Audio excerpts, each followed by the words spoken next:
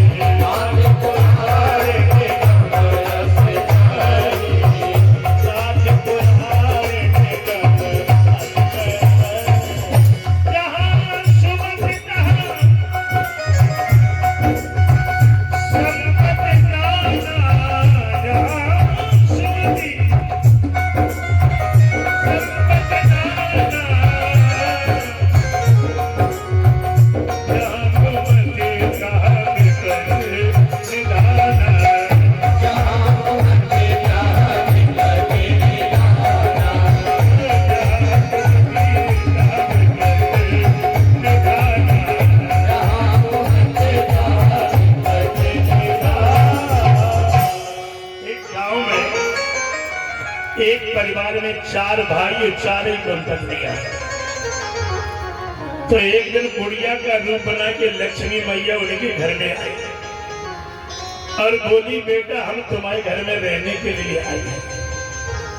4 भाई बोले, ठीक है माता जी रहो, लेकिन एक दो बात बता दो, कब तक रहोगी? बोले, हम जब तक रहेंगे तब तक नहीं बताएंगे, जब जाएंगी तो हम बता के जाएंगे। वैसे तुम किसी को बताती नहीं है जब जाती है, लेकिन जब हम तुम्हारे घर से जाएंगे तो बता के जाएंगे। तो कुछ दिन तो बड़ी आनंद में गुजरे। एक दिन लक्ष्मी जी बोली, बेटा अब हम जा रही हैं, चलती बार हमसे कोई वरदान मांग लो, जो भी अच्छा लगे। तो बोले, माता जी थोड़ी देर ठहरो, पहले सलाह कर ले घर में क्या माने क्या। तो बड़ी बहू बोली, ऐसा करो लक्ष्मी मैया से कहो कि हमारे घर में महाराज मेरा संपत्ति बनी रहे। तो बुढ़िया बोली, ये तो कैसे लगी, हम तो जा ही रही है, और कुछ मांगो। तो बोले, महाराज हमारे घर में एक बहू हो रहा है, पर मांगा नहीं, आपस में बात हो रही है। दूसरी बोली, हमारे महाराज पति की बिजनेस और बढ़ जाता है। तीसरी ने कहा, महाराज जाओ उनसे मांगना माता जी से, लक्ष्मी से, कि महाराज हमें सुंदर राज भवन मिल जाए। अब छोटी बहू बोली, मैंने सोचा राज भवन मिल गया तो क्या रहेगा, जितनी चीजें मांगी रहेगी नहीं। तो छोटी बहू ने कहा अपने पति से, तुम जाओ लक्ष्मी से कह देना कि माता जी हमें कुछ नहीं चाहिए, हमारे 4 जो भाई हम हैं और 4 बहनों में अगाध प्रेम बना रहा, प्रेम केवल बना रहे और कुछ नहीं। सुमन दौड़ के आया, बोले, माता जी हाँ हमारी पत्नी कह रही है हमें कुछ नहीं चाहिए, हम ये चाहते हमारा परिवार जो 4 भाई हैं 4 बहनें, इनमें सुमध बनी रहे, प्रेम बना रहे और कुछ नहीं चाहिए, अब आप जा सकती हो। तो लक्ष्मी बोली, अब जा कहाँ सकती है, जाने का रास्ता ही बंद हो गया। क्यों? जहाँ सुमति तहाँ संपत्ति नाना। जिनके घर में महाराज सुबह शाम भगवान की आरती हो और पति और पत्नी में कभी अनबन न हो, ध्यान देना। वहां उस घर में जब लक्ष्मण जी उर्मिला से विदा मांगने गए बन के लिए, तो उर्मिला ने लक्ष्मण को ज्यादा जल्दी में देखा। तो उर्मिला बोली, तुम यहाँ आई क्यों? तुम वहीं से वन में चले जाते, तुम्हें लगता है कि हम तुम्हें रोक देंगे बन जाने से। याद रखो लक्ष्मण, प्रभु की सेवा करने के लिए जा रहे हो और 14 वर्ष का वियोग हमारा आपका हो रहा है, लेकिन याद रखो लक्ष्मण, अगर आपकी सेवा से भगवान को सुख मिल जाए तो ये तो 14 वर्ष में 14 जन्म आपका वियोग सहने के लिए तैयार है, लेकिन आपकी सेवा से भगवान को ये उर्मिला के मुख से सुना तो लक्ष्मण जी बोले आहा अन्य के मेहमान की मन की करते क्या बोले लक्ष्मण कि मैया हो जहां और सुमित्रा सी हो पत्नी हो जहां उर्मिला सी उस घर की शोभा क्या कहना धरती पर उतना स्वर्ग रहा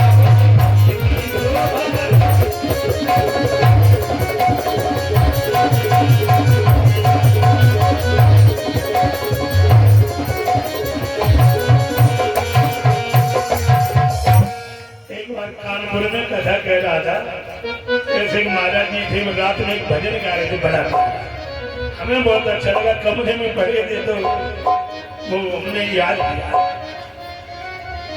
अपने पति से जो माता समझदार होती हैं कभी ये झगड़ा नहीं करती कि हमें कुंभ में चलो नानी हमें वृंदावन ले चलो हमें अयोध्या ले चलो हमें हरिद्वार ले चलो जो माता समझदार वो कभी झगड़ा नहीं करती बड़ी सी पर पति समझदार हो तो फिर कहने क्या है तब बाबा जी गा रहे थे माता कहने ना तुम्हें तीर्थ में जाने की जरूरत क्या है क्यों बाबा जी का भजन है कह रहे थे हो हम घर ही को मंदिर बनैबे वही की भाषा है हम घर ही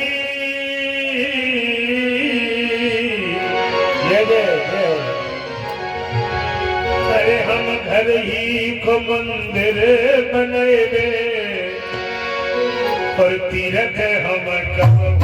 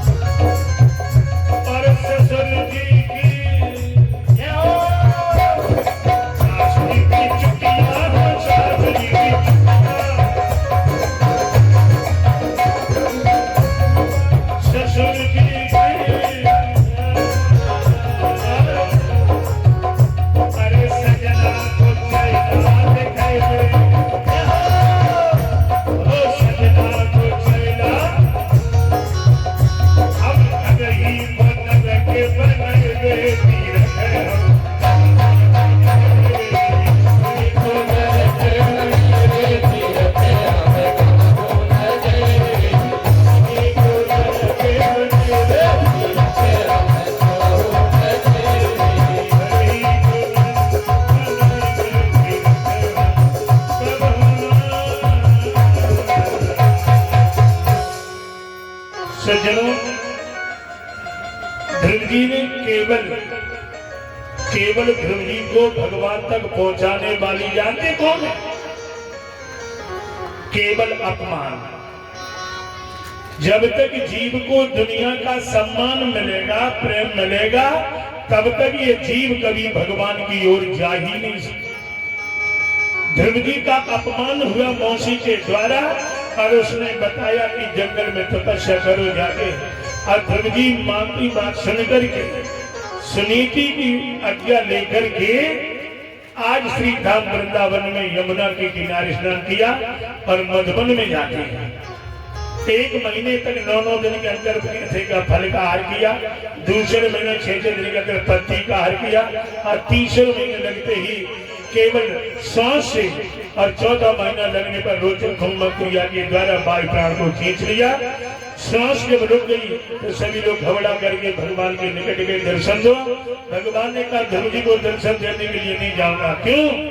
ध्रुव जी की भक्ति इतनी बढ़ गई है कि ध्रुव जी को दर्शन देने के लिए नहीं, ध्रुव जी का दर्शन करने के लिए जाऊंगा। क्यों?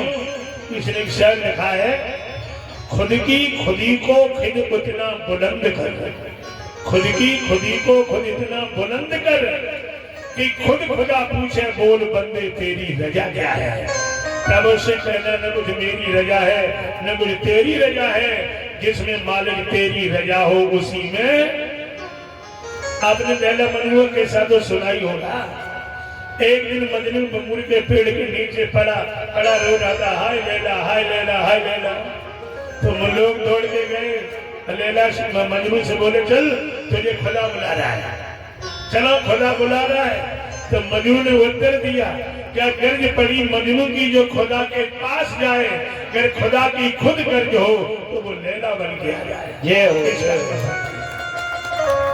ध्रुव जी ने भगवान का दिव्य दर्शन किया और 36,000 वर्ष का ध्रुव जी को राज दिया भगवान ने और कहा जब तक दुनिया में भक्ति का नाम रहेगा तब तक आप एक तारा के रूप में चमकते नजर आएंगे।